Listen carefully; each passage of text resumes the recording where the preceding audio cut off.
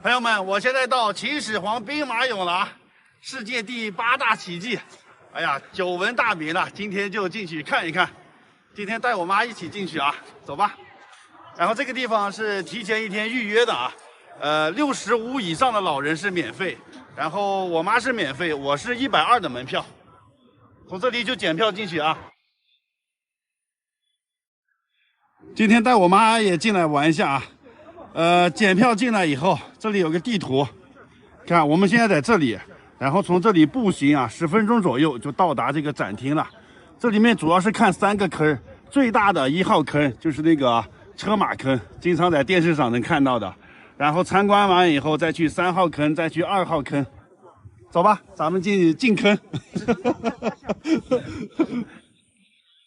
来参观的人非常多啊，可以走过去10分钟左右。也可以坐那个电瓶车。这里就是1号馆入口。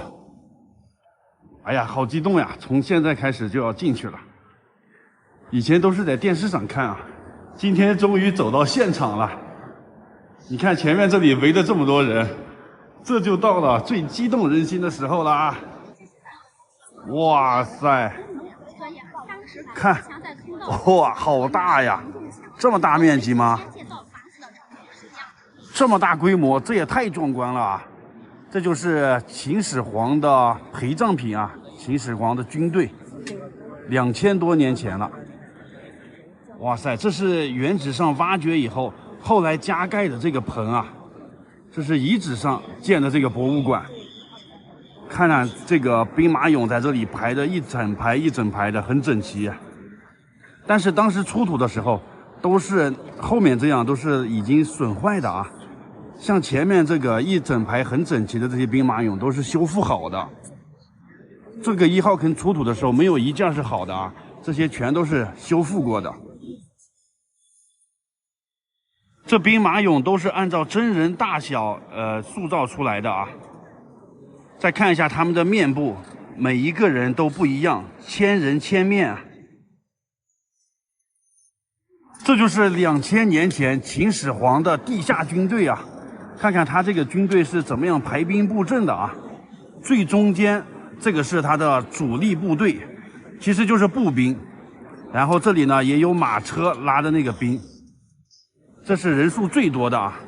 然后最前面这里呢有3排，这个是特种兵，也叫做敢死队啊，有什么攻坚任务就他们这一排人先上，其实就是炮灰。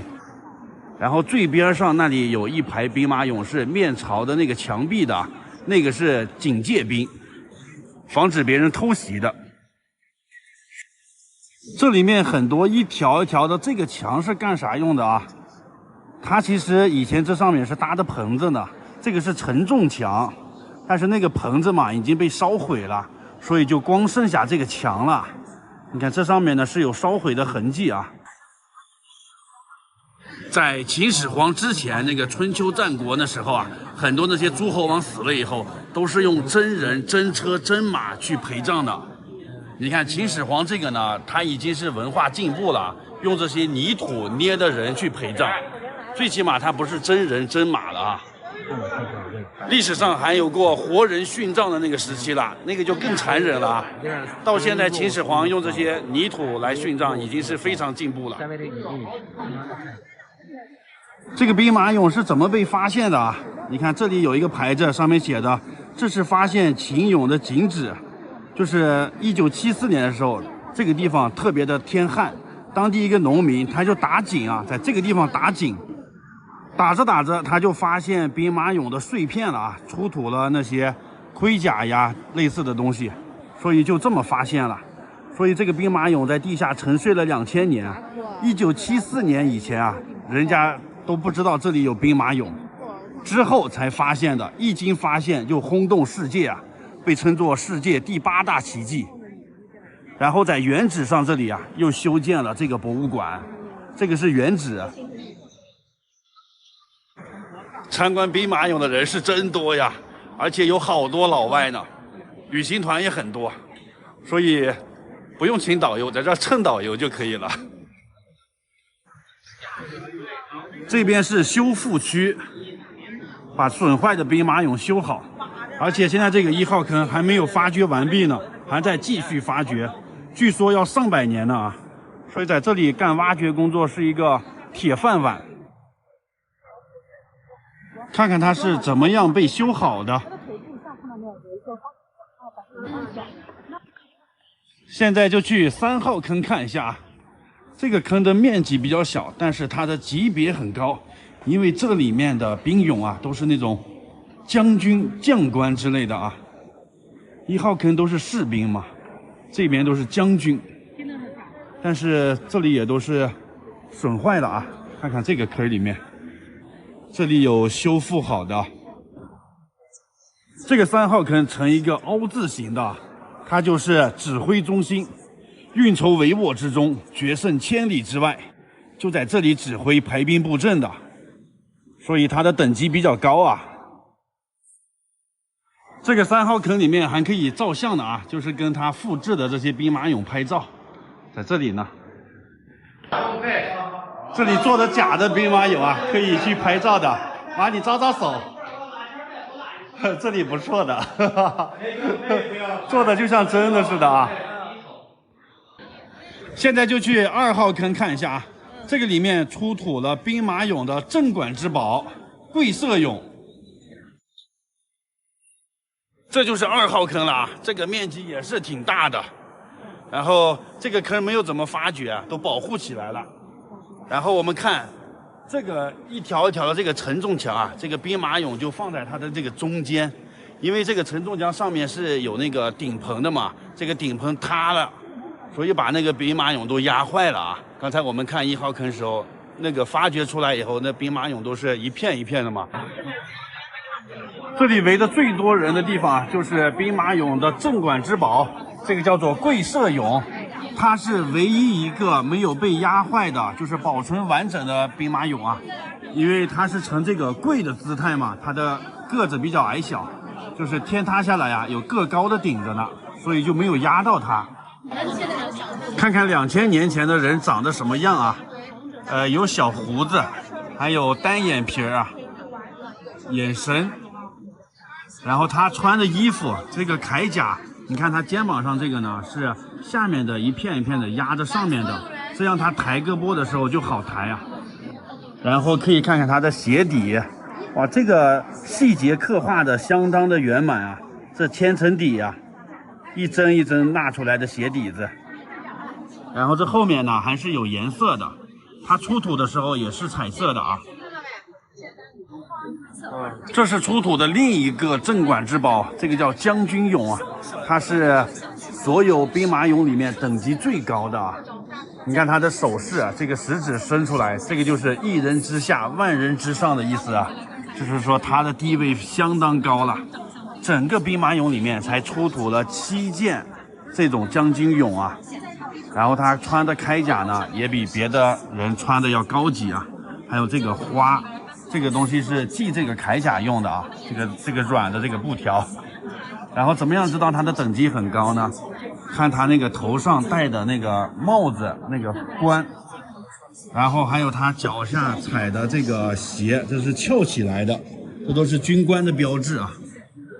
哇，一看他就站得很威武霸气啊，这个大将军的气质显露无余。3个坑都参观完了啊。妈，看了3个坑有什么感想？现场看了挺震撼。对，这个还是得来现场看看，跟电视上完全不一样啊。你现场看完再回去看这种纪录片呀，电视上看印象才更深刻。对，如果光看电视，你看完就忘了，你看了现场才能记住这些资料啊。对对对，是的。这边有一个文创商店呢，进去转一转。如果想带个礼物啥的哈，进去看看有没有合适的。带个兵马俑回去也不错呀。哇，你看这不是有那个兵马俑？买了一盒这个兵马俑纪念品啊，一盒正好5个。你看有贵社俑、大将军俑、一匹马，这个是武官，这个是文官，正好装着一盒，200块钱，做一个纪念品啊，回去当摆件吧。看。这个东西啊，就是参观完了以后，你知道每一个俑的含义，你才会买它。如果这个东西就是摆在市场上，我估计我妈也不会买，是吧？文化内涵。就是他知道它是啥意思。看完这3个坑，别着急走啊。这个门票还包括这个骊山园呢，那边还可以看这个封土堆、百戏俑、铜车马，还有这些呢。坐这个免费的摆渡车去啊，走吧。看这个碑上面写着秦始皇帝陵，哇，秦始皇就埋在身后这里啊，这是封土堆。我们之前参观的那些兵马俑都是他的陪葬坑，真正埋秦始皇的地方是后面这个地方，这里还没有开挖呢啊，保护着呢。现在就到了铜车马展厅了，那里有一个，这里有一个。这铜车马呀，它是禁止出国展览的文物啊，非常珍贵。这可比现在的什么劳斯莱斯什么还要高级啊！简单看一看，它这个上面这个叫华盖，下面是方的，那个是圆的，正好是一个天圆地方的造型啊。然后这个马的这头上有一个鼓出来的这个角，这是皇家马车的标志啊。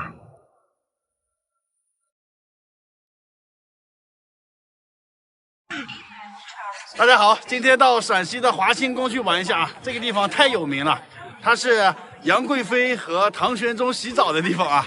然后也是蒋介石来西安的时候就住在这里面，然后张学良发动西安事变啊，就在这个山上把蒋介石抓住了。然后西周时期那个烽火戏诸侯也发生在这个地方啊，所以这里相当有名了。走进去转一转吧。对了，这里的门票是120啊，然后65以上的老人是免票的，然后我妈免票。走。还要讲华清吗？检票进来了。华清宫呢是中国著名的这个皇家园林啊，中国有4大皇家园林。妈，你知道哪4个吗？妈呀，我可圆明园、颐和园，避暑山庄，然后就是这个华清宫。因为最早以前啊，这个地方都是皇家御用的这个园林，普通老百姓是根本进不来的。所以咱们今天就进去参观一下。这个地方的温泉很有名的啊，每年的冬天10月到来年3、4月份啊，那个杨贵妃他们就会到这里来泡温泉。快进来看看，看看他们泡的那个池子。一会儿呢，我们再到那个山顶上去看看那个烽火戏诸侯的那个烽火台啊。这里环境还是挺好的。这里面有好几个池子呢，我们先去看一下皇帝唐玄宗泡的池子啊，叫做莲花池，就在这里呢。快看，就是这个池子呀！哇，这个还是挺大的啊，像一个小型的游泳池了。因为它的这个外观长得像莲花，所以叫莲花池。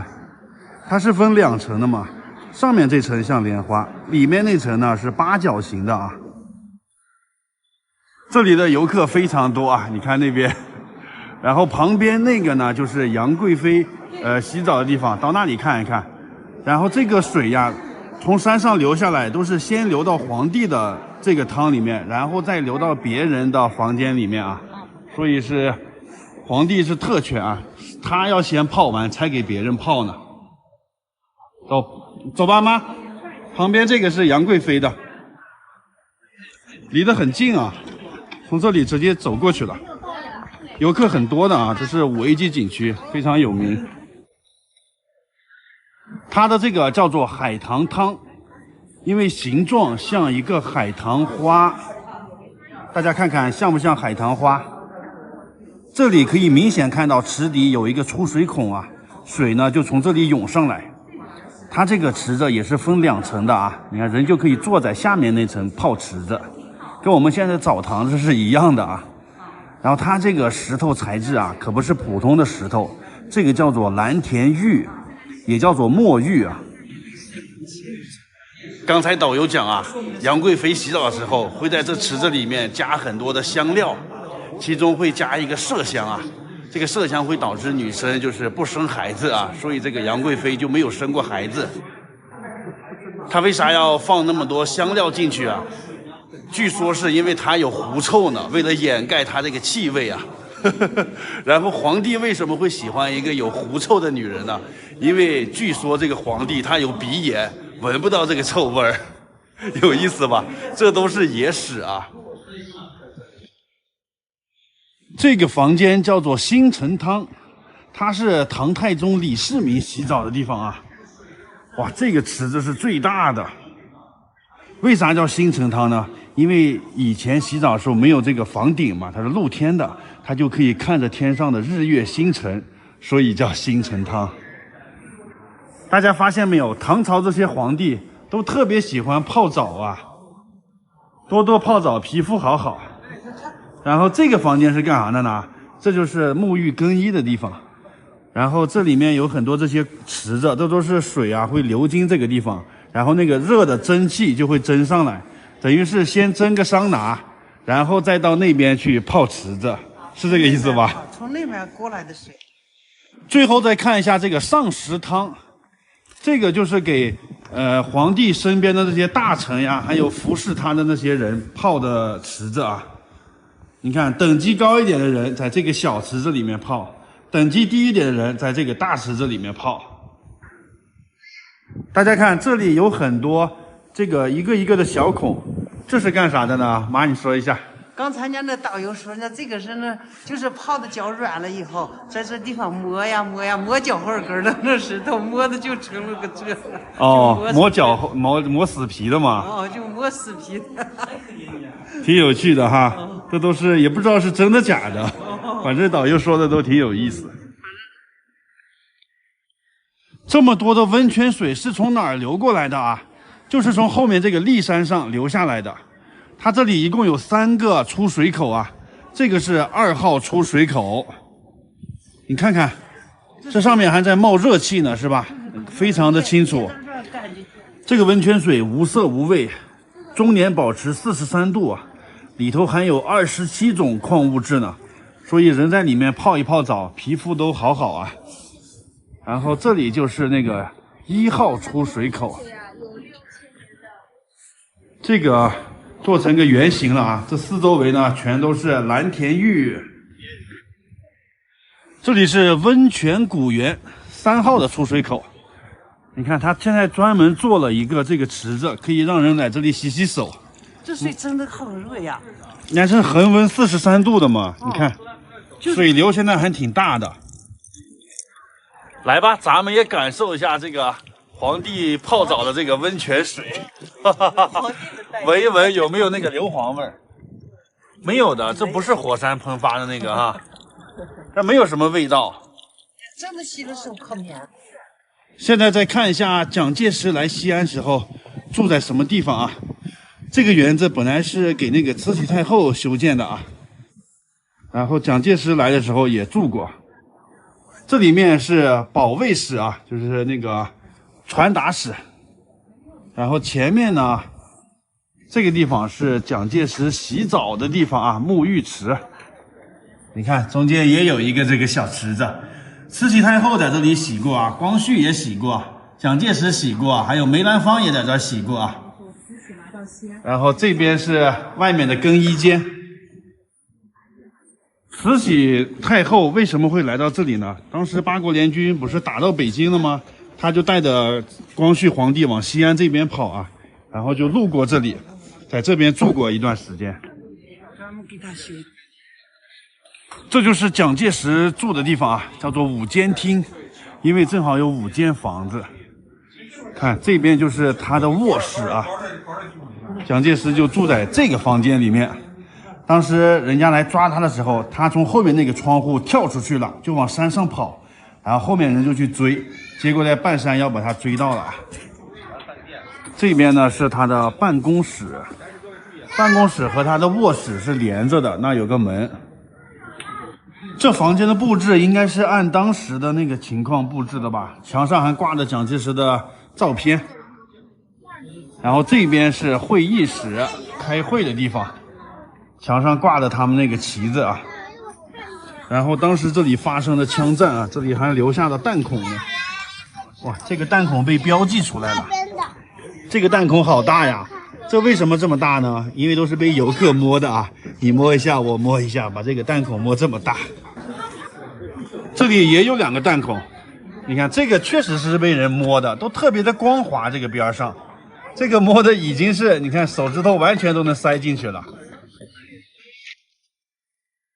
现在我们坐车到了半山腰了啊，去看看抓蒋介石的那个地方。当时张学良派人去抓蒋介石，他从后窗就跑了嘛，所以他就顺着这个山一直往山上跑，一直跑就跑到这个地方来了。你看这里写的蒋介石藏身处，看那上面有个红布条拴的那个铁链子那里啊，他就藏到那个地方去了。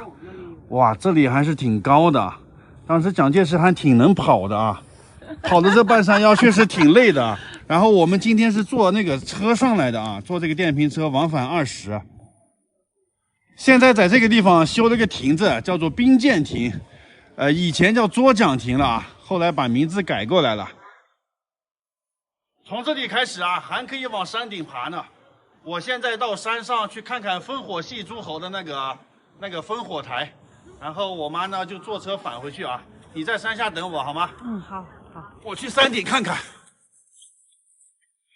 又要开始爬台阶了啊，差不多单程要1个半小时呢。体力不好的就别往上爬了啊。一路上的树木还挺多的。这里有很长的一个观景长廊，在这里就可以看到下面这个市区啊。哇，这个视野太好了，这是临潼区。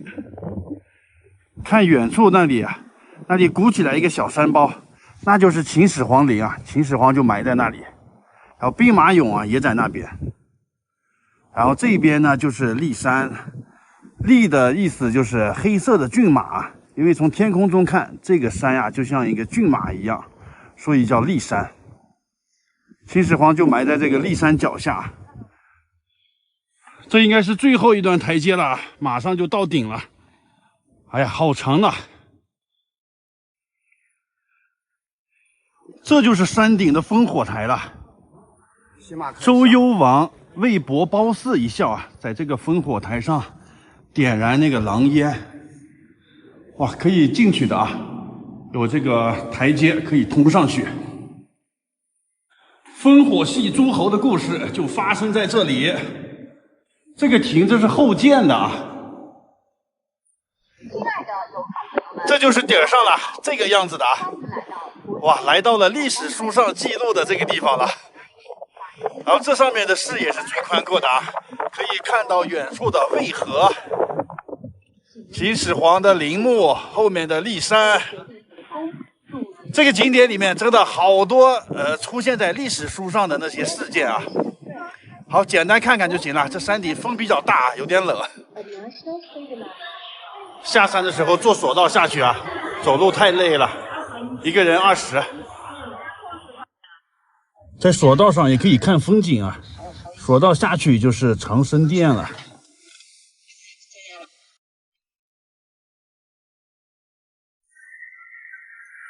大家好，我们到西安了啊。到西安这个钟楼转一下，这个地方是西安的地标建筑，位于这个整个城市的中心呢。看它周围啊，这些汽车围着这个钟楼在转。地下也是转。对，这地下有2条地铁线汇聚呢，然后这地下其实都被掏空了，还有个地下通道呢。走吧，今天在这个西安一日游啊，先从这个钟楼开始转。很多人在这里拍照片的啊。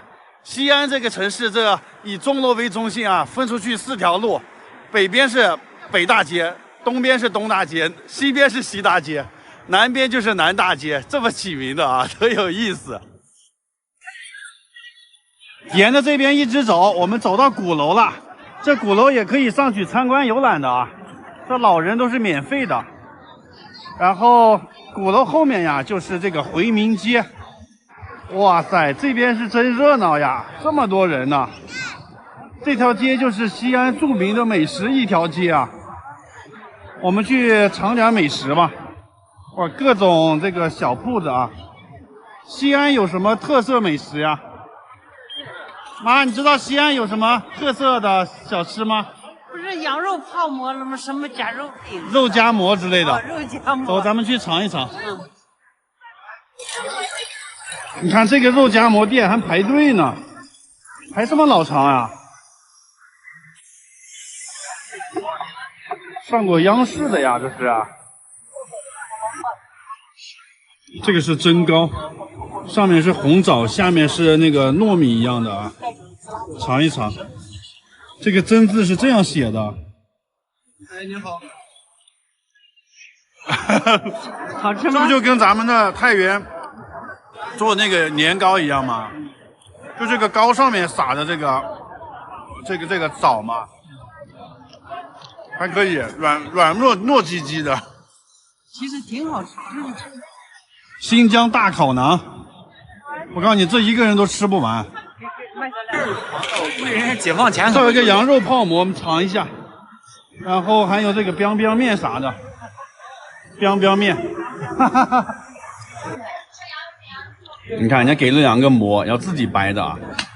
哎，把这个也掰了吧。晚上吃不了。掰小一点，都掰碎了。羊肉泡馍嘛，这个是馍。羊肉泡馍，这大的肉。biang biang 面，我这个面好宽的啊，你看，特别的宽，跟那个裤带似的。牛肉啊，韭菜，来了个凉菜拼盘。看看这个羊肉泡馍，看我的羊肉泡馍，这么大的肉，这么大。这个是粉丝，这是刚才你撕的馍。哦，这就是撕的那馍。快尝一下好不好吃？第一次吃这个哈。先吃肉。先吃肉吧。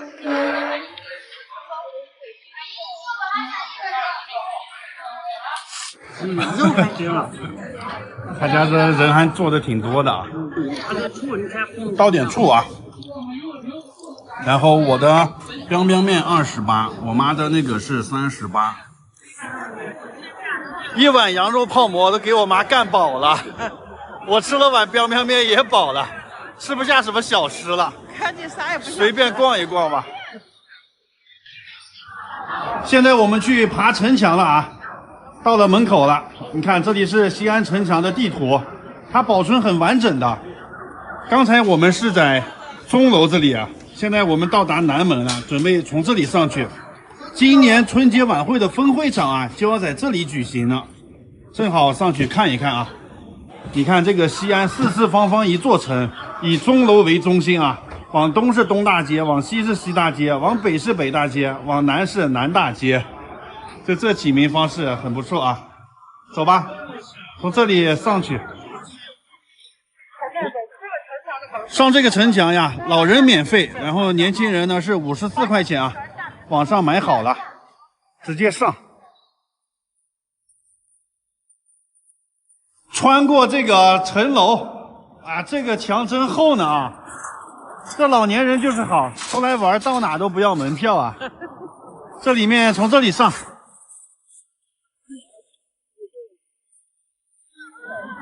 爬得累了吧？这还是挺高的。这里是问城，然后这里是那个城门楼子。西安这城墙真宽了啊，可以并排在上面骑马的。然后它转一圈呀是13公里，从南门这里可以转到东门和北门的。然后这城墙上居然这么多人呢哈！你看啊，到处都是人。然后这上面还可以摆摊儿，卖这些工艺品啊。好像是有租自行车可以骑的嘛，没有看到有租自行车的。这卖货的都穿着这个唐朝的这个衣服呀，1秒穿越回唐朝了。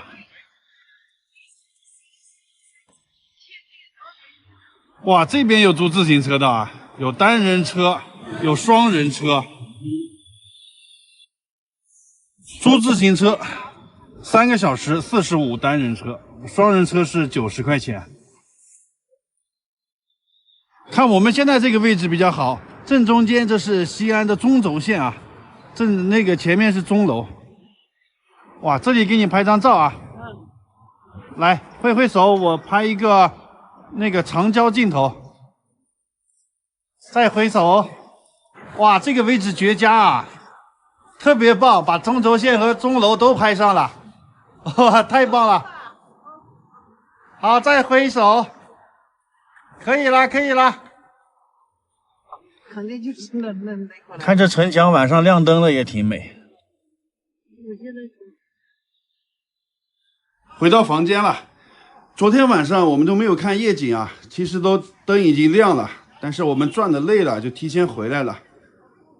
然后我们这个楼底下呀，正好有个早市，你看这下面好热闹呀。这马路两边卖啥的都有啊，右手边是卖蔬菜的，左手边是卖水果的。这一大早就开始在下面卖了。这是洛川苹果啊，陕西这边这个洛川苹果挺有名的，还有卖草莓的、香蕉的。哎呀，一派烟火气息啊！这一整条街全是早市，然后这附近就是居民区。还有卖那个早餐胡辣汤之类的，你应该喝个胡辣汤，那个也是陕西的那个特色美食。我害怕辣了。然后看看我们的这个房间啊，宽敞明亮，挺不错的，晚上特别安静。然后这边是卫生间，我们这个房间啊，162块钱。西安这边住宿的选择还是挺多的。我们选的这个连锁酒店嘛，我感觉还不错呢哈，还包含早餐，特别合适。啊，今天的话呢，晚上我们去那个大唐不夜城，白天就休息就行了。白天歇的吧，可能。白天休的，晚上去大唐不夜城。好了，就拍到这里了，拜拜。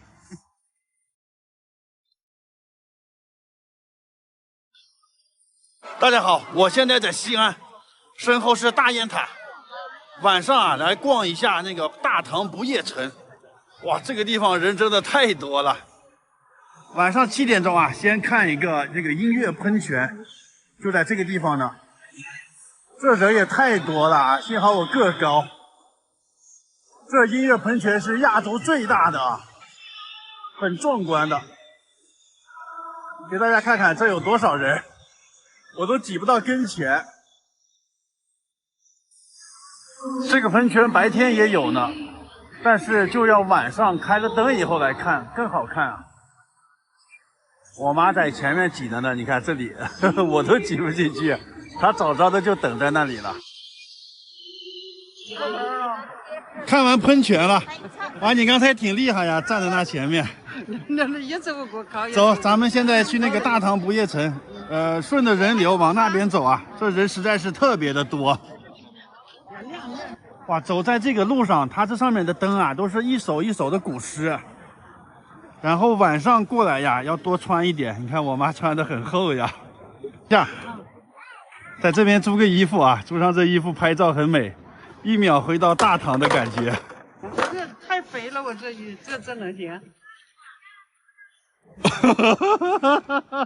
这前面挡不住，所以我跟你说，你不脱。化妆好了，你看看，就这效果还不错啊。这个像晚年的武则天似的。皇太后，走吧，皇太后，我们去逛街。走吧。100块钱租的啊，有披风，有那个裤子、衣服，然后呢还给简单化了个妆，头顶上还有这些装饰呢，还可以哈。挺划算的，走去拍照。这就是大唐不夜城了，哇塞，看人家这个灯光做的，连这树枝上啊都做成这个亮晶晶的感觉了。你看这个角度拍过去好美呀，有那种宫廷的感觉了吧？哇，尤其是我妈在这里拍照也很美，像那个宫里的太后啊。走，然后它这个地上的琴键还会亮灯呢。人踩哪一个，它就哪一个亮。这里人气好旺的啊！走，看看有没有穿越回唐朝的感觉。这中间还有唐朝的一些雕像人物啊，李白呀、唐玄宗、杨贵妃之类的雕像。哦，这里才是入口呢，大唐不夜城步行街。这里拍照的人也很多。这是免费的步行街啊，两边装扮的是真美呢。来，你站到这里，在灯笼这附近。来，左手像是要摸灯笼一样。对，哇，这个背景真是绝了！你看后面那个盛世唐安的感觉。漂亮，这个气质。谢谢。哇，这个角度太棒了。这个是喊泉，声音喊得越高，这喷泉就越高。那边一堆人喊呢。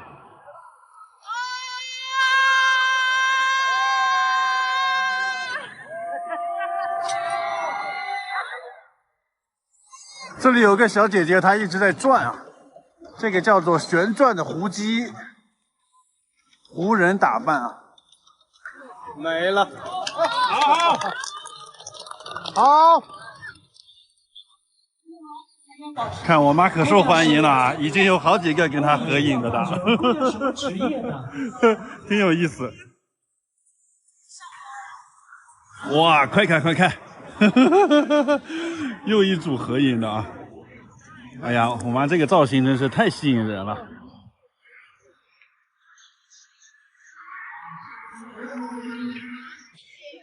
就我们刚才觉得特别有气质。又有一个。哎呀，不管男的女的，正好这里面全是卖小吃的。各种饮料、糖葫芦、小吃，我买了一份炸蘑菇，20块钱这一盒。边逛边吃啊，这个还挺好吃的。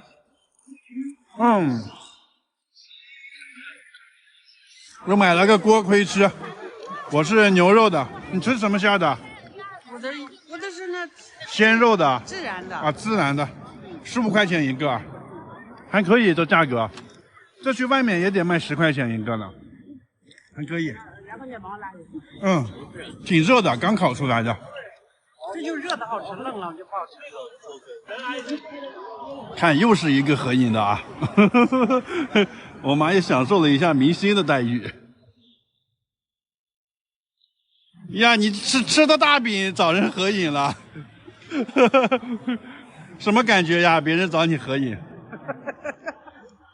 很开心吧？妈，你今天这身打扮很吸引人的，好多人找你合影。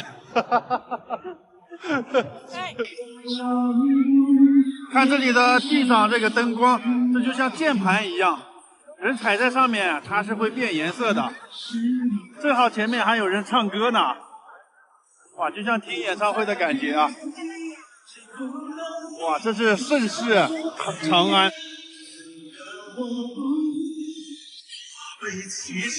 这里有个朗诵诗歌的人，哇，这个人站在灯笼上头啊！这圣人说我，这也不知道是真人还是假人，豪放不羁，好像是个真人啊。有酒必有诗，有诗必这是李白呀，他站的倒是挺高。有诗百篇，非常之难。李白和现场观众对诗，他出上句啊，然后我们出下句。床前明月光，举头望明月。哇，他这是坐的电梯嘛，慢慢的就下去了。你看，这灯笼里面是一个电梯，挺有创意的呀。这个叫净糕，也是西安特色的小吃是吧？蘸上这个芝麻啥的，看7块钱一个，梅花形状的，尝一尝吧。哇，一股桂花香味儿，蛮好吃的啊。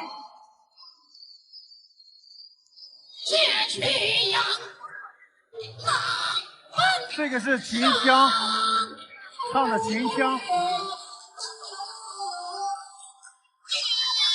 确定吗，姑娘？好。这还有表演呢。还有哪位啊？每隔一段路就有个表演，很不敢。也是围着一堆人挤不到跟前去了。但看到你们的手，好，来吧。最后来看看今天拍的照片吧。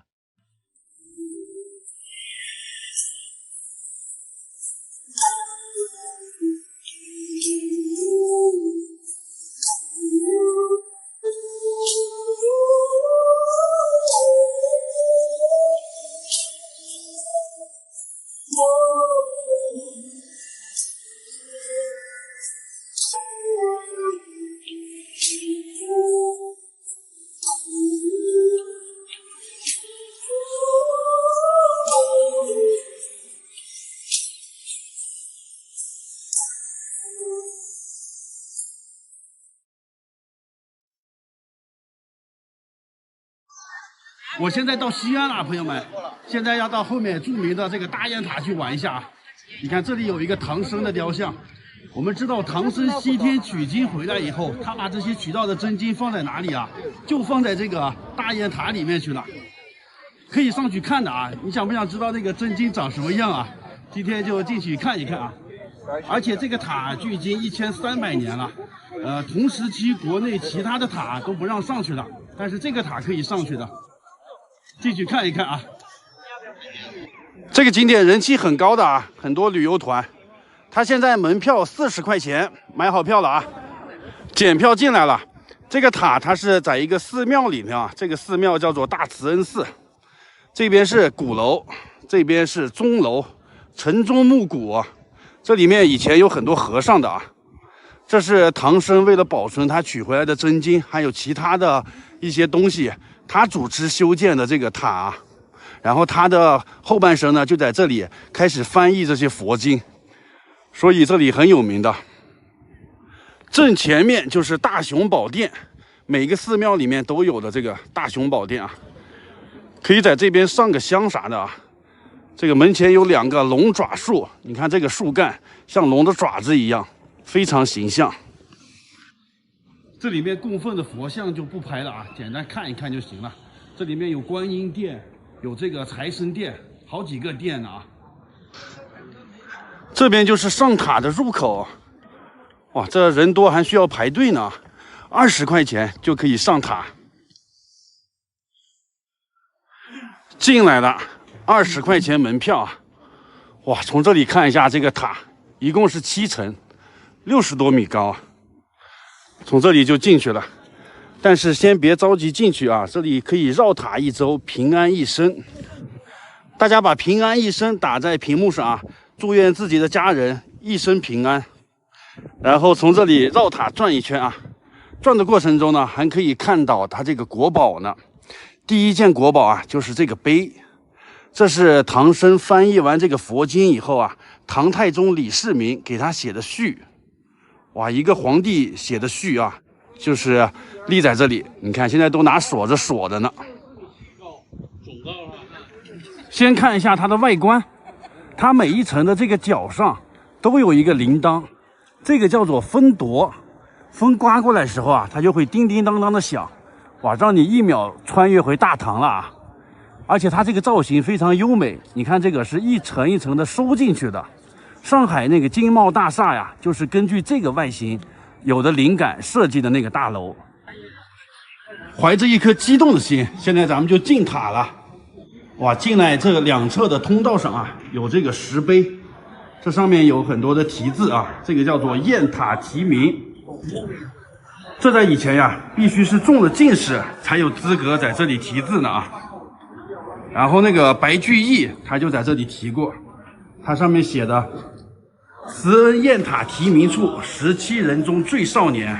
然后我们找一找白居易题的字在哪里啊？时间太久了，可能已经没有了。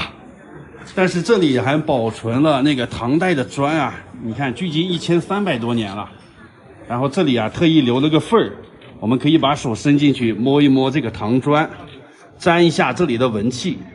如果家里有小孩高考啊、中考啊，可以带他来这里摸一下啊。毕竟这都是得过进士的人在这里题过的字。再往里走就是上楼的台阶了啊，可以一直走到底儿去。这个还是挺高的，它这中间啊有东南西北4个通道。好，1层就转完了，现在上楼去2层看看。这台阶很陡的啊。二层也是东南西北各有一个通道，只有正中间摆放的一个佛像，这个是明代用铜铸造的这个鎏金的佛像啊，这是鎏金的，哇，金光闪闪呀。佛祖宝相庄严，端坐在莲台之上。现在就上3楼，一层一层的都看一下啊。3层上来以后啊，哇，这就是镇馆之宝了，唐僧取经回来的那个经书，不是后面这个纸质的书啊，不是这个，是前面馆里面放的这个经书，它这是刻在叶子上的啊，这个叶子是印度的那个贝多罗的树叶。当时印度那里还没有纸呢，造纸术还没传过去呢，所以他们把经书刻在这个树叶子上。现在这树叶啊，用这个管子给它保护起来了。这也是个复制品啊，这里写的。这树叶上都是用梵文写的那个经啊，唐僧回来以后才把它翻译成这个汉字。翻译完的书就装订成这种的一本一本的了。和这件国宝合张影啊，唐僧取回来的真经就长这个样子。好，现在继续上去看另一层有什么东西。这里面人很多的。这一层啊，放的一个佛舍利。哇，我还没有见过舍利长什么样啊。这个舍利啊，就放在这个塔里面。从这里看一看啊，在里头呢。这个反光还不好看呢，哪个是舍利呀？看不清楚，反正就在这里头放的呢啊。外头是一个这个塔，这个塔长得跟西藏那边的塔非常像啊，也是金碧辉煌的。然后这上面镶嵌了很多的红宝石、绿宝石啊，一些玛瑙啥的啊，反正一看就是很珍贵的样子。好，现在继续上另一层。上下都是这同一条路啊，比较挤，比较窄。奶奶呢？这一层上来以后啊，摆放着2个东西，一个就是刚才那个分铎，挂在这个脚上的啊，就长这个样子。然后这里啊展示的是唐砖，这是后来重修的时候把这个唐砖替换下来了。这唐砖上都刻的每一个工匠的名字呢啊。为什么这个塔历经1300年而不倒？因为他们对这个责任人管控很严的。比如说这个塔出了什么问题，在这个砖上有那个雕刻人的名字嘛，一查就可以查到谁的责任。这个跟那个修长城时候那个是一样的啊，长城那个砖上也有每个雕刻这个工匠的名字，就是为了追究责任的。现在上到第6层了。这一层呀，什么都没有展示，是空的。这里是上下的楼梯，但是这里呀有一个监测这个塔的一个仪器，平常有一些震动啥的都会被这个仪器监测出来。现在就走到最高的第7层了啊，这一层也是空的，没有展出这些宝物啊，但是可以到这个观景的这个里面看看风景去。这一层就是纯看风景的，这个方向看出去就是那个大唐不夜城啊。这里要晚上来才好啊，白天来是看不出什么感觉的。晚上这灯光全部打开以后，让你1秒穿越回大唐盛世啊。然后这个方向是看喷泉的，这下面是一个音乐喷泉，每天晚上灯光打开以后也比较好看啊。正好看完这个喷泉，然后就去大唐不夜城转。这是亚洲最大的喷泉。大雁塔参观完了，哇，里面的文物个个都是国宝啊，太震撼了，值得一看。唐僧的后半生就在这个地方翻译佛经啊，但是他翻译的佛经啊，稍微有一点点的问题。什么问题呢？就是他用的是音译，比如说我们翻译 English。你怎么翻译呢？你要翻译成英语或者英文，我们才能听懂啊。假如你翻译成英格里斯，就听不懂了吧？同样的道理，佛经里面的比如说南无阿弥陀佛，你知道啥意思吗？这也是音译。还有那个菩提，还有般若波罗蜜多，你知道这啥意思吗？听不懂是不是？还需要别的人再进行一下翻译，你才能听懂啊。比如说那个菩提是智慧的意思，南无阿弥陀佛呢就是西方世界最高的神，还有那个般若波罗蜜多啊，就是智慧到达彼岸这种意思啊。其实翻译是很难的啊，尤其是这种佛经很难准确的表达它的意思。像我们的古诗也是很难翻译的，比如说你把那个春眠不觉晓，处处闻啼鸟，夜来风雨声，花落知多少，翻译成英文就没有它这个原来的意思了。像类似的这些古诗，就是你很难把它的韵味翻译出来。估计这个唐僧在翻译佛经的时候也碰到类似的问题了。他也是找不到这种准确的表达韵味的词啊，所以他干脆就不翻译了，就是音译过来。这是我猜想的啊，大家觉得是不是这种原因呢？可以在下面评论区讨论一下啊。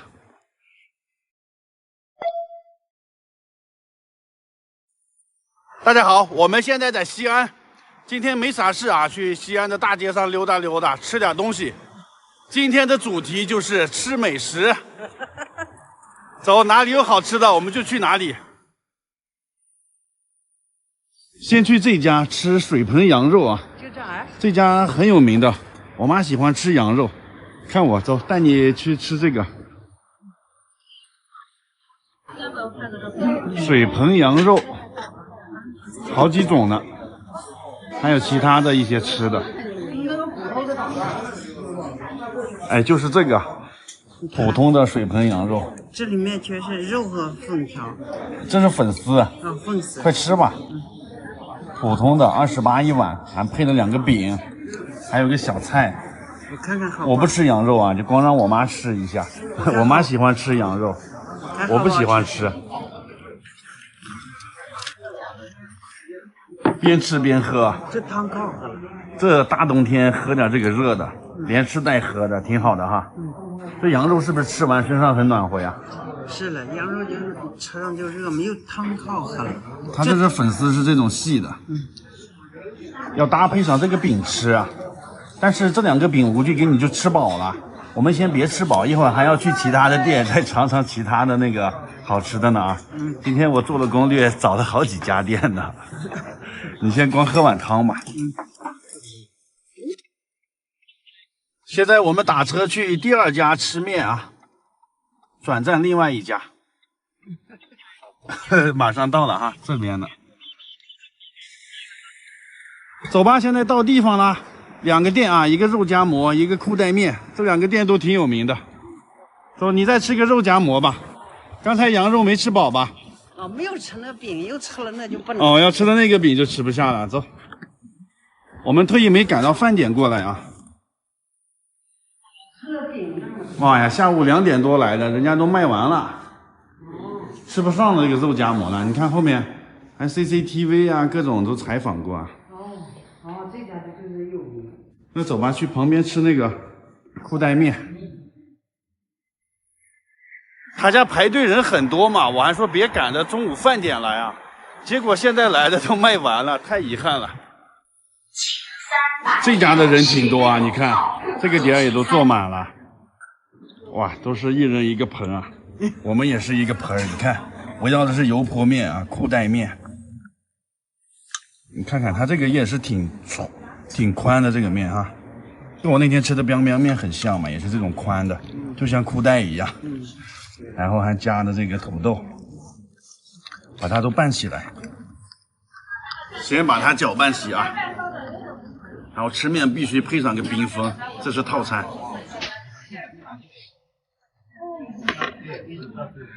一口面，一口冰峰。你看他这里全是拿这个盆吃呢，这挺大一份的，我不确定我能不能吃完。面13块钱，冰峰3块，加这个土豆块是5块，一共是21。真宽的呀！但是这个有很多辣椒啊，我不能吃。你不能吃辣，吃的满嘴都是油，你看。油泼面吧。人家还可以选那个酱的，有4合1，就是4种酱一起给你浇进来，有西红柿呀、肉酱什么的。我选的这是油泼的，就没有那些酱。哎，这是7把的烧的。好几种小料。来到7料了，到这里在那边没吃到肉夹馍啊，现在到这边来吃。这个子午路的肉夹馍也好吃，走，进。必须让我妈尝一下正宗的肉夹馍啊！来西安不能留下什么遗憾。哇，这里面这么大的吗？现剁的肉是吧？12块钱一个，普通的啊，普通是肥瘦的。给，我妈吃吧，我不吃这个。这也挺多的，这一个你吃不完呢？这确实挺大一个呢。就是可大了这肉，估计你吃不完。吃不完就剩下了。你也挺能吃的呀，你看看，一大块饼都吃的这么一点了。能都吃了。能都吃了啊？别吃的多了啊。不怕。我妈一天就吃2顿饭，早饭和中饭，晚上基本上不吃。快来！再到这家去吃个泡馍。刚来陕西西安那天吃的那个泡馍不好吃啊，这家比较正宗一点吧。这家也是一样啊，给了2个馍，然后自己掰。我跟你说，要把这个馍掰的特别小块儿。我这个还有点大呢，我看你掰的，人家也可以机器去切的，但是我看很多人都是自己掰呢。你看自己掰的，很有仪式感呀，吃这个。然后我吃的是牛肉小炒的23，我妈吃的是羊肉泡馍28，还有个凉菜12，一共是63块钱。掰好了以后拿到那边让他们去煮，这个馍要煮的。弄好了，我的是炒的，我妈这个就是煮的。你这是羊肉啊？我这是羊肉块也挺大的。这泡馍都被煮的软了，我跟你说。然后还有2个，这是蒜。看我这炒的里面有辣椒，我是牛肉炒的，牛肉块也蛮大的。来开吃吧，我这还有粉丝呢，你看。我这也有粉丝。哦，看看是煮的好吃还是炒的好吃。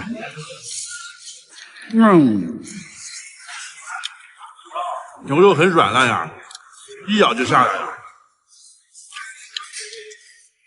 还有糖蒜。你看这桌的这些人啊，我们进来的时候他们就在撕馍，我们现在都吃上了，他们还没撕完呢，还在这撕呢。他们掰的馍都特别的小，我们这个已经算是大的了。你看，应该比这个还要小。这呀。今天想吃个炒菜和米饭啊，所以到这边吃一下。今天吃酸菜鱼啊，一大锅酸菜鱼，还1人1个鸡汤。你爱喝鸡汤吗？看，还行。还行哈、咱们北方不怎么喝鸡汤。我去广东时候，人家那里都每个饭店都有这些各种汤，都是营养的汤。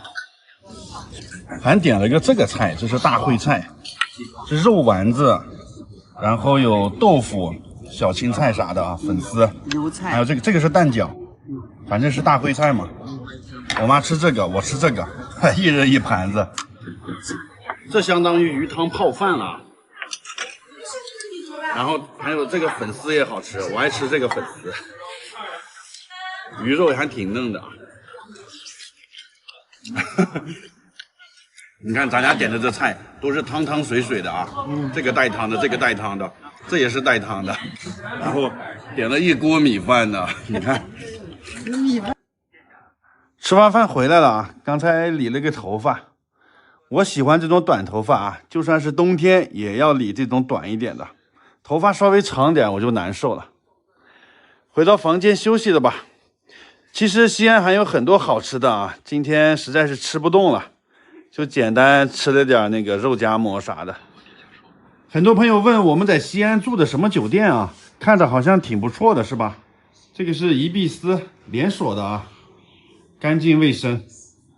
150多块钱啊，非常划算。刚开始住的时候160多，这2天又降了几块钱，变成150多了，还含早餐，非常棒。然后它不在市中心啊，住在这个兴庆宫的旁边。你看旁边很多树的这个地方就是兴庆宫，唐玄宗和杨贵妃玩耍跳舞的地方啊，就在这里。我们离得它非常近，走路过去也可以的。下午呢，这下面还有那个早市呢，早上特别热闹。这两边种的都是梧桐树。然后这一片呢还是居民区，晚上睡觉也很安静啊。这个位置还是不错的。然后也有人问我为什么不住在市中心的钟楼那边，因为我们是开车来的嘛，那个市中心很多这种快捷酒店没有停车场，所以我们综合考虑啊，就住到这个地方了。我觉得还不错的，这里又可以停车，又离公园近，离地铁也很近。坐上地铁就能。对，坐上地铁就行了。在西安这种大城市，开车反而不方便。这就是我们在楼下的早市买的水果，猕猴桃已经软了，一会儿尝一尝，还有苹果，陕西的洛川苹果。好吧，今天就先拍到这里了，明天再见，拜拜。拜拜。明天我们去逛那个大明宫那些宫殿去啊。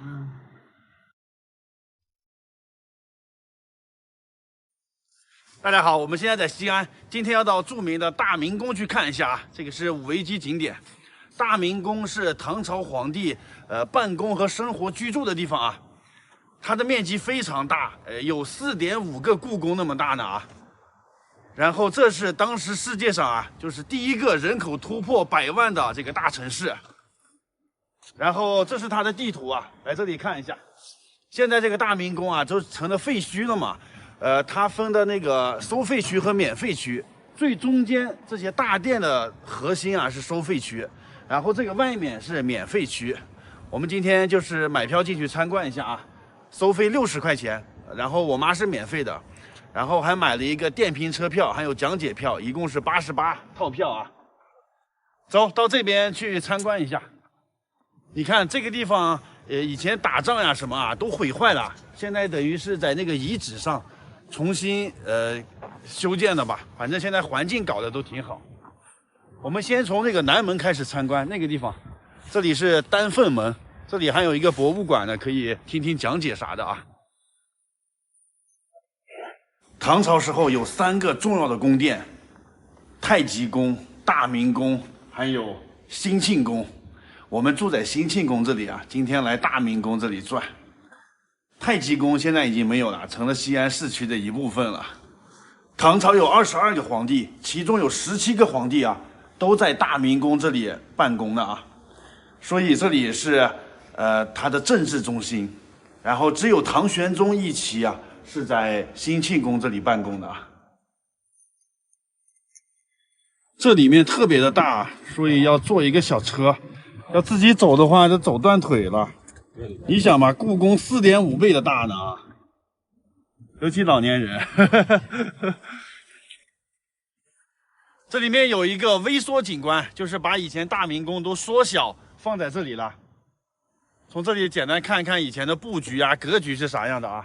然后我们从那个丹凤门那里进来的。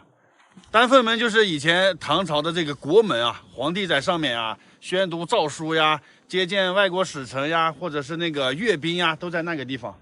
丹凤门进来有3大殿，含元殿、宣政殿、紫宸殿，跟故宫的3大殿非常像啊。然后它这也是有中轴线的。含元殿呢，就是上朝的地方；中间的这个宣政殿啊，就是举行那个殿试、选拔人才，那个科举那些各个地方的那些人在这里接受殿试啊。后面的紫宸殿是皇帝和那个心腹大臣商量那些事的那个地方啊，3大殿。再往后就是那个皇帝生活和居住的地方啊，里面就是后花园了，相当于。前面是上朝的地方，后面是后花园的地方，它中间给分开了啊。这个还是挺大的这模型。走，去下一个地方。看后面这里有一大片的水池，这就是皇帝的后花园啊，这个叫做太液池。这上面还有一个岛呢，那个叫蓬莱岛。蓬莱仙岛啊，仙人居住的地方。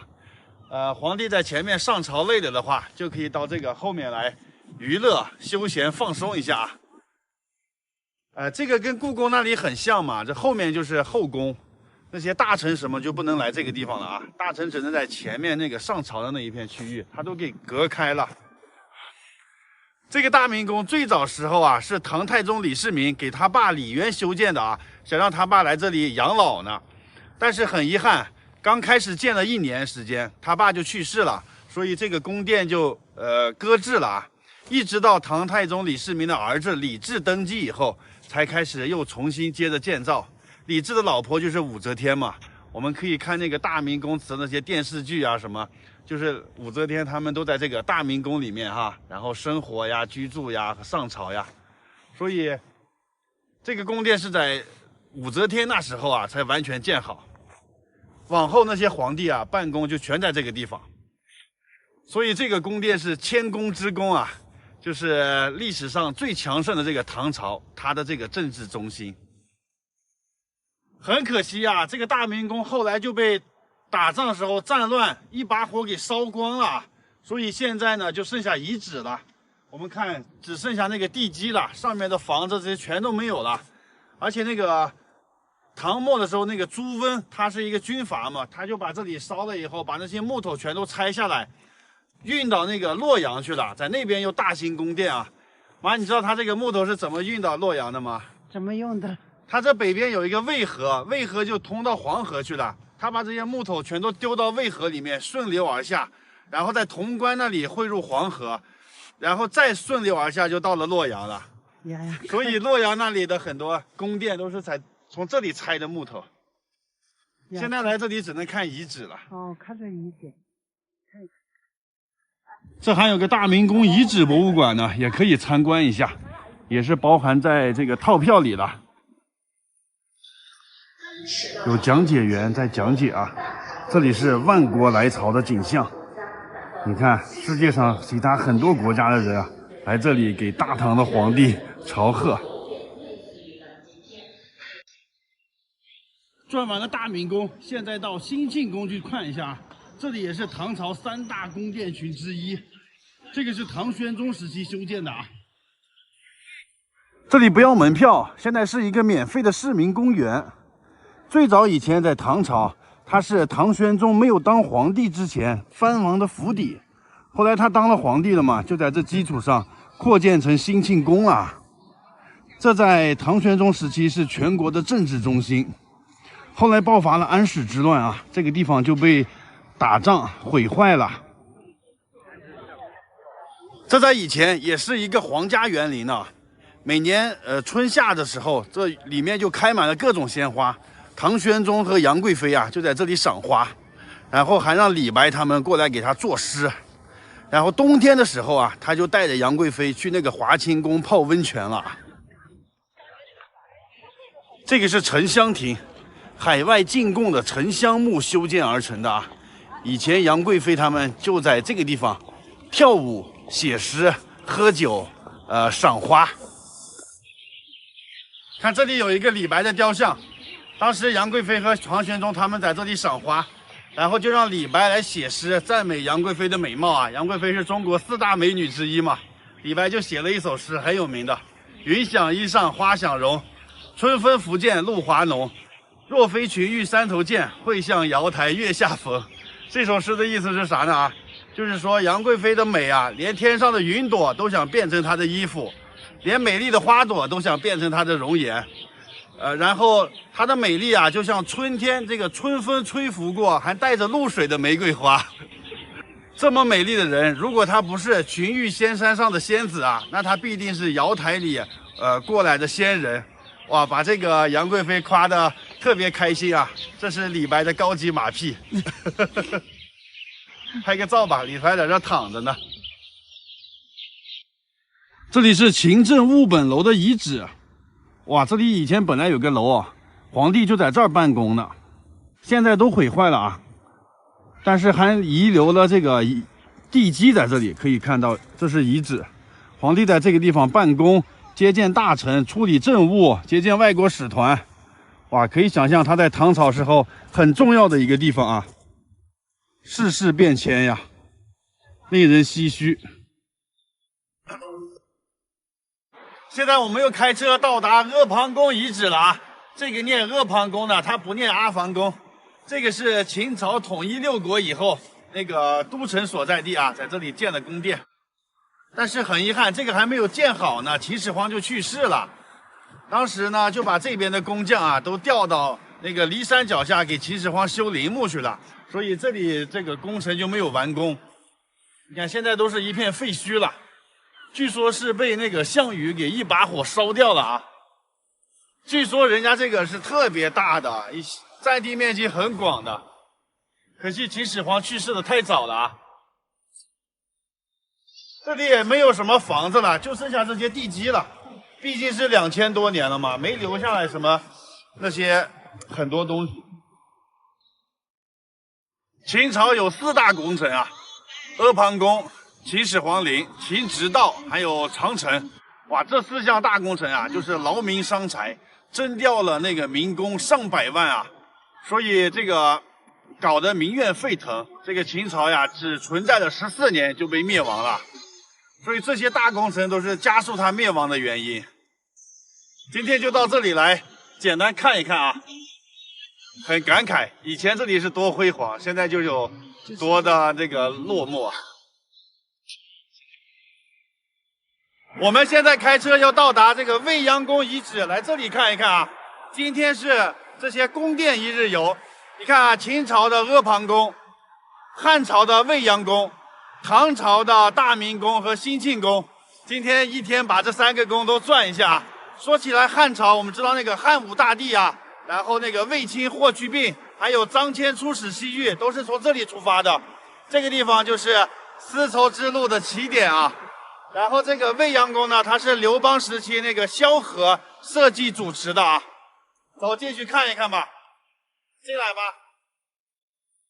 但是现在里头也没有宫殿了，都是以前打仗成废墟了，现在变成一个公园了。地方是这么个地方，但是没有什么以前的古迹了。我身后这一排的墙啊，这就是以前的城墙，但是现在都毁坏了，光剩下地基了啊。城墙遗址，然后这个里面的面积特别的大，需要坐这个电瓶车游览的。你光靠走的话，腿都要走断了。我们就在这个入口的地方随便转一转吧。现在是市民公园了嘛，很多人在这里玩，也都是免费的啊。然后秦皇汉武、唐宗宋祖，中国历史上这几个有名的皇帝，他们的宫殿啊，我们今天都转一遍了，没留下什么遗憾啊。以前这里都是皇宫，都是禁地，现在都是随便玩。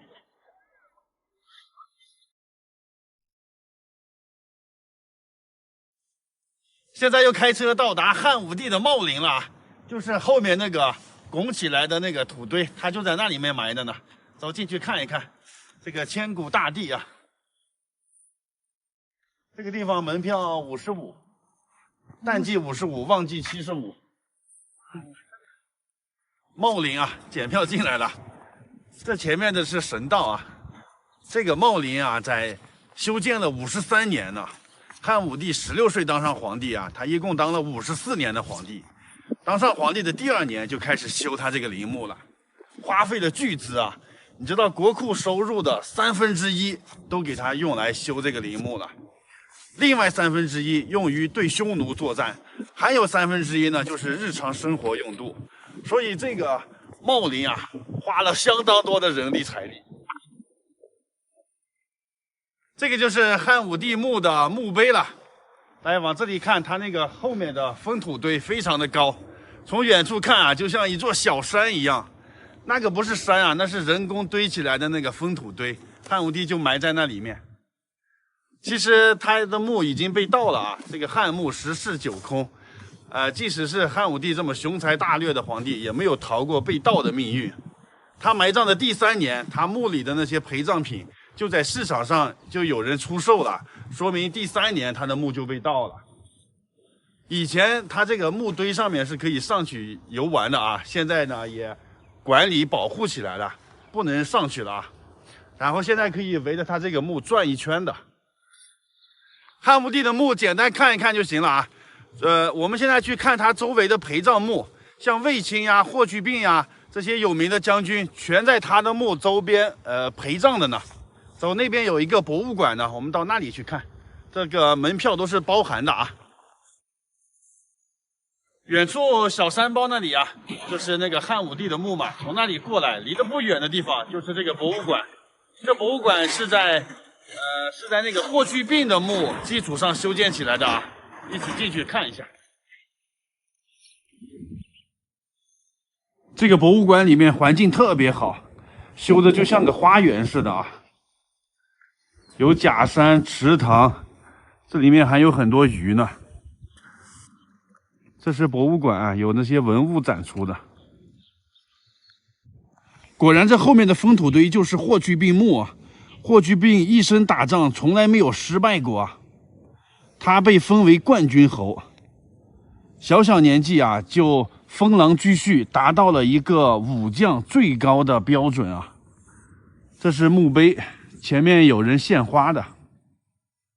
他23岁就死了啊，可惜英年早逝啊，太遗憾了。快看，这个就是著名的马踏匈奴石像啊，上面是一匹马，下面是匈奴人，匈奴人被踩在马的脚下啊。哇，当时霍去病他们逐匈奴于漠北啊，匈奴不灭，何以为家？这个马呀，高大雄伟啊，气宇轩昂，下面的匈奴人呢，很惊慌失措啊，然后左手握的弓，那边的右手握的剑啊，被这个马践踏在下面，这代表了汉朝他们的这个功绩啊。从这里有台阶可以走到那个墓的顶端去啊，上去看一看。墓的顶端有一个揽胜亭，站在这上面看风景不错的啊。我们看旁边还有一个墓，那个是卫青墓，卫青是霍去病的舅舅啊。然后那个地方那就是汉武帝的墓啊，他们离得都不远的。你看在这个平地上起了这个封土堆。然后我们再看这个方向，这里还有一个墓呢，这个是匈奴王子金密帝的墓，后来他投降了那个汉朝了啊，被汉武帝一直带在身边。这附近有好几个村庄呢，你看这上面的风景确实不错啊，然后我妈也上来看一看。但是在人家这个墓的正上方建了这个亭子，这样好吗？风水上有没有啥说法呀？然后我们现在呀，也就是站在人家这个墓的正上方。快看，这里有一个三窝神石，这个传说是霍去病从漠北带回来的石头啊。这上面有3个孔，就是当时汉朝的人用那个5铢钱往里扔，如果能3个孔同时扔中的话，代表你运气非常好。他们当时用这个来占卜啊，可以求子招财的啊，挺有意思的。这后面有一个霍去病的事迹展啊，可以了解一下他的一生。然后这里有块石头挺有意思的，就我妈踩的这个石头。传说当时汉武帝率领文武大臣来这里祭拜霍去病啊，结果被这个石头绊了一下，惊出一身冷汗来，然后汉武帝的病就好了，所以他就把这块石头赐名去病石。来，你也踩一踩吧。我也踩一踩。然后你看这病的上面少了一点啊，这个意思就是说，踩过这个石头就一点病都没有了。所以当地人就很多人会来这里踩踩这块石头，祈求这个健康啊，一生平安没有病。正好是它叫霍去病啊，就是去病石，挺有意思的哈。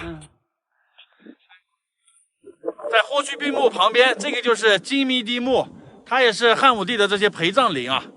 这个金密帝他是匈奴人啊，他14岁的时候就被霍去病抓回来了，在汉朝这边当了这个奴仆，就是养马的了。后来呢，他就深得汉武帝的信任啊。汉武帝死的时候，还把他和霍光呀好几个大臣设为托孤大臣。他死了以后被埋在这里。这个金密帝他是甘肃武威那边的人啊，当时他爸呢是匈奴的休屠王，所以他是匈奴的太子啊。但是可惜他遇上这个战神霍去病了，把他给14岁就抓回来了。他的这个墓要稍微小一点，然后他为什么姓金呢？因为那个汉武帝得到的他们匈奴人祭天的那个小金人了，所以赐名他姓金啊，他叫金密帝，这个名字很特别哈。哦，是的。整个汉武帝陵就参观完了。秦皇汉武，唐宗宋祖啊，一代帝王汉武帝。汉武帝最霸气的那句话怎么说的？寇可往，无义可往。还有一句话就更霸气了：犯我大汉者，虽远必诛。作为汉族人，应该来这里看一看啊。从汉武帝开始呢，我们就被称作汉族，就有了汉字，有了汉语啊，还不错。今天晚上我们住在前线，哎呀，白天玩一天真的是好累呀，给我妈都累倒了，赶紧休息了。因为今天我们一天时间啊，参观了2个皇帝陵墓呢，一个汉武帝的，还有一个武则天的啊，都是同一天参观的。这个房间还不错呢，这个好像是新装修的啊，淋浴间、卫生间非常干净整齐。它这个洗手台啊，在这个外面呢，整个房间很干净整洁啊。这个房间195块钱啊一天，哇，这种小县城啊，比西安市区的房间还要贵呢啊。我们在西安住的也就150、160，结果这小县城都190多了。晚上开空调也不冷啊。下面的位置还挺好，很多饭馆啥的。晚上我坐在这里啊，喝点小茶水，吃个水果，有苹果有梨。我现在也很困啊，但是我还不能睡，我要把今天的视频都剪出来，然后还要看一下明天要去的法门寺的攻略啊。好的，就拍到这里了，我要赶紧剪视频了，明天见，拜拜。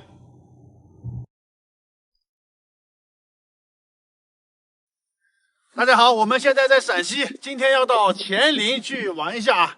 这里是游客中心，乾陵呢就是埋葬武则天的地方啊。武则天的无字碑非常有名，今天去看一看。你看啊，乾陵在那个地方呢，远处那个山头上。然后现在呢要去游客中心买票，坐大巴车去那里啊。走。售票处现在门票80啊，然后这个坐车票是30。老人是免费的，走去那边坐车。上车，循环发车的。寒山路啊，直达山顶了。这就是乾陵的入口了，在这里再检一次票啊。检票进来，这里就是武则天墓了啊。不光埋着武则天，还埋着她老公唐高宗李治呢。这是一个合葬墓，哇，这里埋着2个皇帝呢啊，中国唯一一个就是2个皇帝的墓。然后这个是神道啊，这个神道真宽呢啊，而且我们看这个神道是逐渐升高的，就是我们往这儿走的时候啊，有那种就像朝拜人家皇帝一样哈，慢慢这样往上，人家那个皇帝呢就感觉坐在那个山头上接受我们的朝拜一样。有这种感觉啊，是的。然后这个神道的2边，你看有很多的石人石马，来这里看，你看这个石人石马，那个人的头啊什么都没有了，因为历史太久了，唐朝到现在呀1200多年了。然后这一整排有几十个石人石马呢，看这边的石人特别的高大。然后每一个人手里都拿着一个很长的剑，在这里很威武的站着，是吧？这个石人石马其实就是给人家守灵的这个意思，守护人。这个就是著名的无字碑，这个碑高啊8米，重98.8吨，它是唐中宗李显为他母亲武则天立的啊。这是一整块石头呢。将近100吨重啊！这上面是没有刻字的，然后它的顶端刻的8条龙，左右各4条啊！你看这边4条，然后这个侧面呢还刻的一条龙，是升龙图。这边顺光，这个升龙图看得清楚啊，这里是不是像条龙？然后它不是无字碑吗？但是现在上面刻了很多的文字，能看到吗？上面有很多文字，这是啥意思呢？就是历朝历代那些人来这儿玩的时候刻的，类似于现在的谁谁谁到此一游啊。这边还稍微清楚点啊，然后这边就完全看不清楚写的啥了。然后它越往上呀，就保留的越清楚。然后这里写的是最清楚的，这是写的大明嘉靖4年6月上旬。然后中间那里啊，据说还有契丹文字呢。契丹文现在已经失传了啊，已经没有人认识了。你看最高的人都写到那里去了，那里都得踩梯子上去写啊。这古人也是素质不怎么高的啊，都到此一游乱写。在无字碑的四周围啊，有这个东西呢，这个叫做柱础石。以前柱子是立在这里啊，就是说这个碑呢，这里有个房子，把这个碑在房子里头呢。但是年代久远了，那个房子已经毁坏了，就剩下这个柱础石地基了。武则天为啥要立无字碑呢？有几种说法。第一种呢是说她的功劳非常大，碑上写这几个文字啊，已经不足以叙述她的这个功劳了，所以就干脆不写了。第二种说法呢，就是说她有功有过。不好去评价，然后就什么也不写，让后人去评价。你们觉得呢？那个是武则天的无字碑，在她的对面啊，这里还有一块碑呢。这个是她老公李治的碑。这个碑由7节石头这样垒成的啊，也叫做7节碑。然后碑顶呢，4个角上有4个大力士，相当于是给他守护的意思啊。然后这上面有碑文，这是武则天亲自写的碑文啊。以前这碑文上面是镀金的，所以从远处看都是金光闪闪啊。但年代久远了，现在也没有金了，看不出来了啊。它2个的碑一左一右啊。看这边有很多石头雕像啊，一共61个呢，这个叫做61藩臣。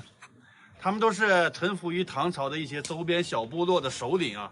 当时他们来唐朝进贡啊，就是我们和人家外面友好相处嘛。但是有一个特点，他们这个没有头啊，你看这些头像，每一个都没有头，头去哪了？现在也不清楚啊，专家也解释不清楚。以前这个雕像的后面啊，都刻的他们是来自哪个国家，叫什么名字啊？年代久远，现在现在也看不见了。对，你看看这个后面，后面也看不见，后面都后面都完全没有字了，风化的都成这样的了。看不到了。看不见。唐朝时候万国来朝，从他们的这些服饰就可以看出来，这不是我们汉族啊，都是周边这些少数民族。这里有一对狮子啊，这个狮子的非常威猛高大，就是炫耀唐王朝的强盛啊。这个神态威严嘛，象征的这个皇权不可侵犯啊。狮子是那个从波斯那边进贡过来的啊。从这里回看一下走过的神道，哇，非常的清楚啊。然后我们再看一下背后的这条路，直达山顶啊。南方的才子，北方的将，陕西的黄土埋皇上啊。现在就到那个山顶去看看埋皇上的这个山。哇，走到这个地方都没有路了，只剩下这种土路了。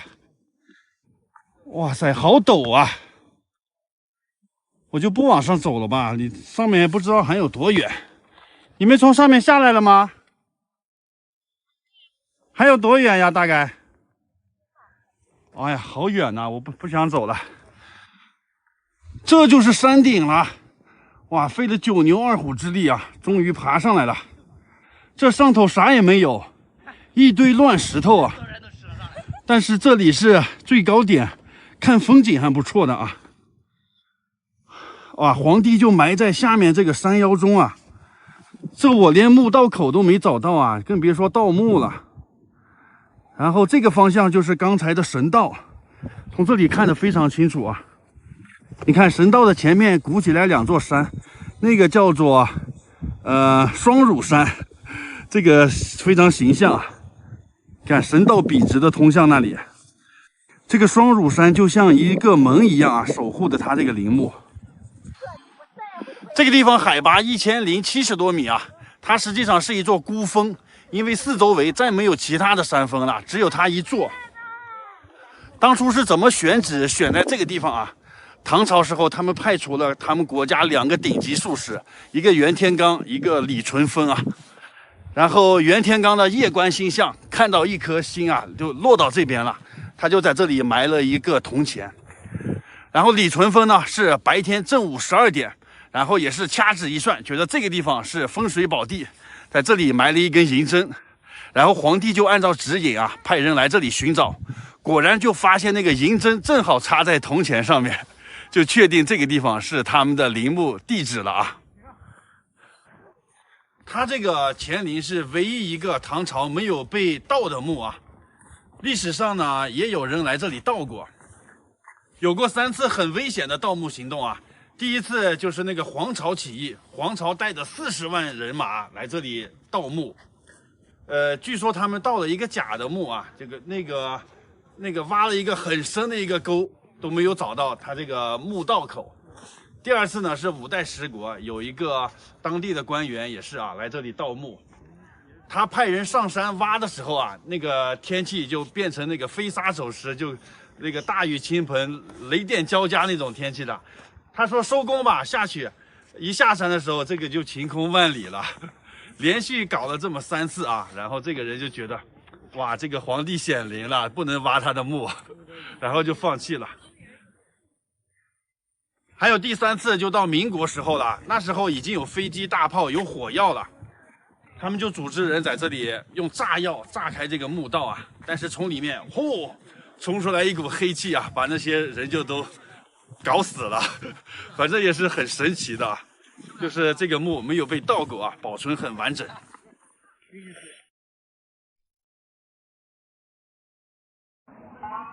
大家好，我现在在陕西，今天要到著名的法门寺去玩一下啊。这个很有名的维基景区啊，上世纪80年代，在这个宝塔的下面发现一个地宫，地宫里面啊有2000多个文物呢，其中有10几个啊，全是那种禁止出国展览的国宝级的文物，还有最珍贵的有一个世界上唯一的佛祖释迦牟尼的真身指骨舍利啊，也在那里发现了。这在佛教界都是至高的那个圣物啊，非常的珍贵。咱们进去参观一下，来。检票进来了，这个地方门票是90块钱，淡季价格啊，旺季是100，然后老人是免费的，我妈是免费参观的啊。来，进来看一下那个发现地宫的那个宝塔，就是这个叫阿育王塔啊。然后当时这个地宫里发现了无数的奇珍异宝，还有那个指骨舍利，在这里拍个照啥的哈。然后今天是淡季嘛，还下着雪，没有什么游客啊，可以尽情的拍照。当时释迦牟尼去世以后啊，他就火化，然后有84000多份那个舍利子。阿育王统一这个印度以后啊，他就为了弘扬佛法，让那些弟子啊携带这个舍利子到世界各地去建塔，然后去弘扬佛法。当时中国这里呢建了19座塔，这个呢是第5座。当时他们就把这个指骨舍利放在他的地宫里了。后来是怎么发现的呢？当时这个塔呀就倒了，然后重修的时候发现这个地宫了。来，到这里来看，这个就是地宫的入口啊。以前可以从这里下去的，但是现在它不开放了，只能在这里看一看。从这里就通入那个地宫了，但是现在没有开放啊。这里面不光是有佛祖的真身舍利啊，当时唐朝时候那个皇帝特别信佛，当时他们30年会打开一次地宫，每次呢皇帝都会放很多其他的金银财宝，还有那些无价之宝进去，所以这里面堆积了非常多的那些宝贝啊。虽然说现在地宫进不去了，但是他把那些宝贝呢，全都放在旁边的博物馆了。走，咱们现在去博物馆看看那些宝贝啊，大开眼界啊！这里一共有3个展厅啊，1号、2号、3号，每个里面都放着宝物呢。走，现在去1号展厅啊。这个是地宫的平面图，它一共有好几个室呢啊，一共4道门，甬道、前室、中室、后室。这里面一共发现4个这个舍利子呢，指骨舍利，其中只有1个是真的，3个是假的。这每一个室中发现一个这个银骨啊，假的叫做银骨，真的叫灵骨，真的在这个角落里面发现的啊。先看一下其他这3个银骨是长什么样啊？银骨就是用来迷惑的，万一碰到盗墓的人啊，他们就找到这个银骨，以为是真的，然后他就可能放弃了。看第一个银骨啊，就装在这个里面，这个是一个银做的棺材，很小啊。然后它放在这个铜鎏金的铜浮土里面，然后它呢又放在这个石头做的阿育王塔里面。他们就是俄罗斯套娃，这样一层套在一层啊。如果你是那个盗墓贼或什么，你发现这个一层一层的打开，看它包装的这么精美，以为就找到真的了哈，其实它是假的。走，真的还在那个后面呢，看一下。第二道是找到这个了，这个就更夸张了啊！你看，它是一个套一个的盒子嘛，这每一个盒子都做得更精致了。最开始的最大的这个是檀香木做的盒子，但是那个木头已经毁坏了。这个呢是用银做的宝函，你看这个盒子上都雕的好多的佛像，这些图案特别的精细。这个也是银做的。然后这个盒子也是银宝函，上面有这些如来讲经的一些图案。然后这个是纯金的宝函，哇，开始上金的了，越来越珍贵了。这个也是纯金的宝函，因为它这个下面有说明了啊，我不是乱说的。再往这边走啊，就是石宝函，但是这上面镶嵌了很多的珍珠之类的宝石。最下面这是一个纯金的塔。它这也是一个套一个啊，就像那个打开宝盒，那个寻找到宝物一样，一个一个盒子把它打开，最后发现还不是真的。那真的在哪里了？真的在这里的，快来！这个才是真的呢，它只有5个盒子啊。先看最大的这个盒子，这个是用铁做的盒子啊，这个盒子外面也没有什么图案之类的。就看起来很不起眼。然后第2层盒子是这个，也是银做的盒子，上面也是雕的很多佛像。第3层盒子是这个木头，檀香木的，檀香木，但是檀香木时间久了已经腐朽毁坏了。看第4层啊，是一个水晶做的棺椁，这水晶上面还有那个宝石，蓝宝石、黄宝石。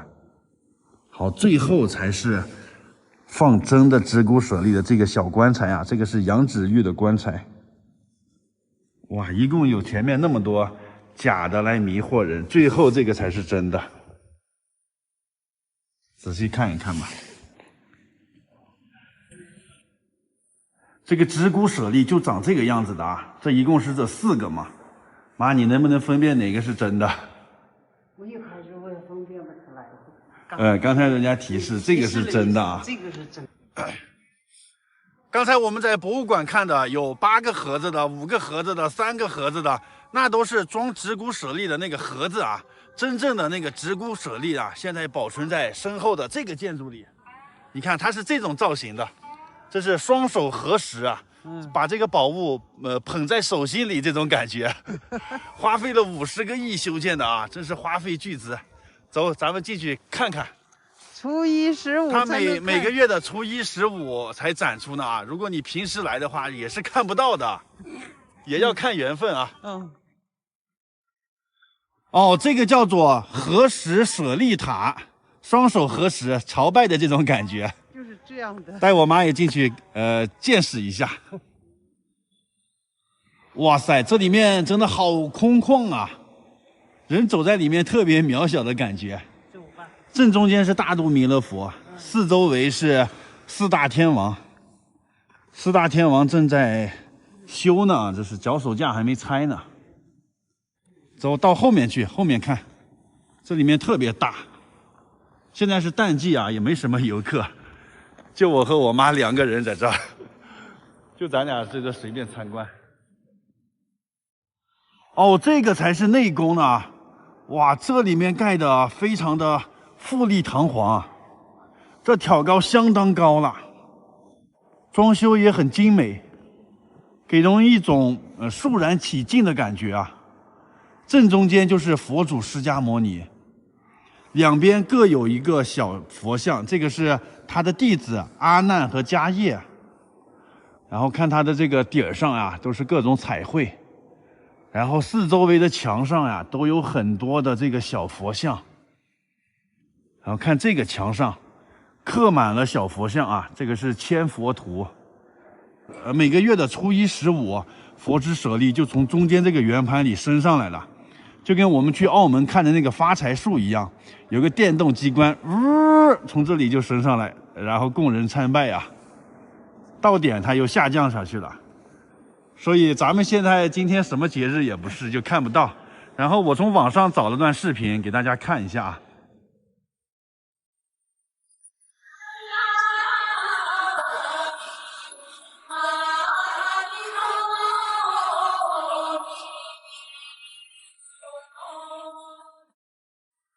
现在返回博物馆继续参观，看一看还发现了什么样珍贵的国宝文物。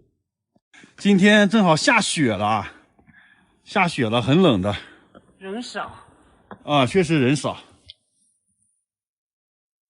还有一个国宝就是这个锡杖，它叫做4股12环锡杖啊，用了2两黄金、58两白银打造成的。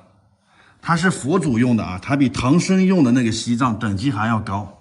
你看这个呢，就是叫做鼓，鼓上面呢又套了3个环，4股12个环，这是等级最高的啊。然后唐僧用的那个呢是2股6环，然后菩萨用的呢是3股9环。当时日本好像有一个3股9环的，就被他们称为国宝了，好像被誉为锡杖之王。直到我们这个4股12环的锡杖发现了以后，就比日本那个还要高级啊，所以这个才是世界中的锡杖之王，佛祖这个等级才能用的啊。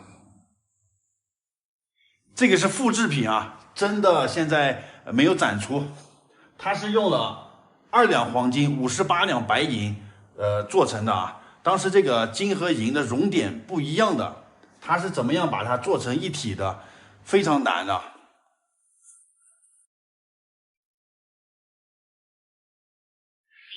大家好，快看我窗外，哇，全都是雪啊！陕西这2天下大雪，白茫茫一片啊，而且下着雪还挺大的。我现在开车呢，正往壶口瀑布方向走啊，带大家看看雪后的壶口瀑布是什么样的。妈，照一下我这个车窗外面，你看这个路啊，全都是盖的雪。然后我们右手边就是黄河，往右边拍一下。黄河对岸就是山西，我现在在陕西这一侧呢。我们山西和陕西呢以黄河为界。哇，你看这个窗外的世界，银装素裹啊！现在走到陕西这侧的游客中心了啊。陕西这侧现在封闭的呢，没有开放，所以我们要去山西那一侧看。因为这种大雪天气，附近的几条高速公路都封了。所以陕西这一侧的景区就没有开，因为很多车来不了嘛，想来的话必须走这种沿黄公路或者是国道啊。到停车场了，没有几辆车啊，来玩的人比较少。确实是跟这个天气有关，人越少风景越好啊。这个是游客中心，现在山西这边也不要门票啊，免费了。直接买一个20块钱的大巴车票就可以了，省了100块的门票啊。发车了，车外就是黄河啊。坐5分钟大巴车就到了湖口瀑布观瀑区。走，看前面那个白茫茫一大片，对面就是陕西了。我们刚从那边过来，现在呢也不是很冷啊。白天温度是5度呢啊，晚上零下3度，一点也不冷。我也是有好多年没有看到雪了啊，看到这么大的雪很兴奋啊。这雪地上踩上来嘎吱嘎吱的啊，还响呢。前面就看到黄河了啊，黄河在怒吼。冬天这么冷的天气都没有把黄河冻住啊！快站在这里给你拍张照，把手伸起来，非常美。走到那边看一看。哎呀，今天这人真少呢，发现没有？我目测一下啊，这边是我们4个人，然后那边呢有个7、8个人，总共啊不超过20个游客。我今年夏天来了一次，那时候这围栏边围的全是人，拍个照都很难啊。现在呢，这随便拍照，这么多拍照点啊，找个好位置。哇塞，看看这个滚滚的黄河水啊，朋友们，中华母亲河黄河。哇，黄河水太有气势了啊！黄河之水天上来，奔流到海不复回。黄河果然是黄的啊，特别的黄，跳到黄河都洗不清了。你看这边激起的水雾弥漫，就散到陕西那边去了。我们看一下，陕西那里是没有游客的，因为那边没有开放。然后我们山西这边现在也是免费的啊。从1月15号开始免费了，太壮观了，简直不虚此行啊！黄河在这个上游的时候，河面特别宽，有200、300米呢。然后它流到这里的时候，忽然之间就被收窄了，这里是最窄的地方，就像茶壶的口一样，所以叫做壶口。哇，你看这个黄河水多有气势啊，就像万马奔腾。看到此情此景啊，我真想吟诗一首：万马奔腾任嘶吼，千里黄河一壶收。朋友们，这就是我们国家的大好河山，我们的壮丽山河，是不是很震撼？如果你来不到现场的话，我就拍给大家看。